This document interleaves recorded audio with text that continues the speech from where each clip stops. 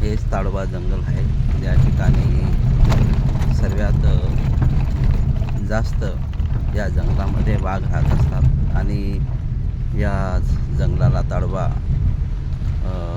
अभयारण्य असं म्हटलं जातं. आणि ह्याच ठिकाणी पूजनीय ज्ञानज्योती गुरुजी माथेरो यांचं ह्या ठिकाणीच पर्वतावर ह्या ताडोबा जंगलाच्या 2 ते 3 किलोमीटरच्या मध्ये पर्वताच्या वरती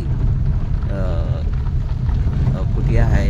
आणि त्याच ठिकाणी त्यांनी भरपूर वर्षापासून त्याच ठिकाणी ध्यान साधना आणि मंगलमैत्री करत असतात. म्हणून सर्व ह्या ताडोबा जंगलातील सर्व प्राणी पूजनीय ज्ञानज्योती गुरुजी यांच्यासोबत मंगलमैत्री करत असतात. आजपर्यंत गुरुजींना कुठल्याही प्राण्याने कुठलाही त्रास दिलेला नाही. म्हणून हे विख्यात असं ताडोबा जंगल प्रसिद्ध आहे. आणि सगळ्यात जास्त वाघ आपल्याला या ठिकाणी पाहायला मिळतात, हरणी पाहायला मिळतात.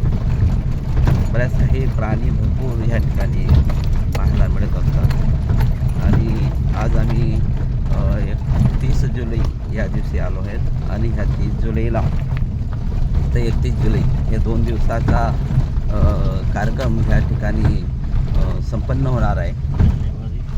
30 जानेवारी ते 31 जानेवारी. तर पूजनीय गुरुजी ज्ञानज्योती माथेरो यांचं 1 महिन्यापासून 1 जानेवारी ते 31 जानेवारीपर्यंत अधिष्ठान होतं.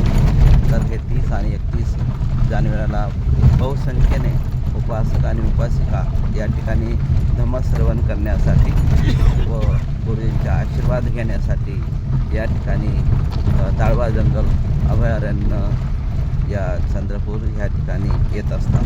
म्हणून आपणही या ठिकाणी ताडोबा जंगलला यावं आणि पूजनीय गुरुजींचं धम्मदेशना आपण श्रवण करावे व या ठिकाणी प्राकृतिक नॅचरल या ठिकाणी जे ताडोबा जंगल आहे ते सुद्धा पाहावं व याचा आनंदही आपण घ्यावा.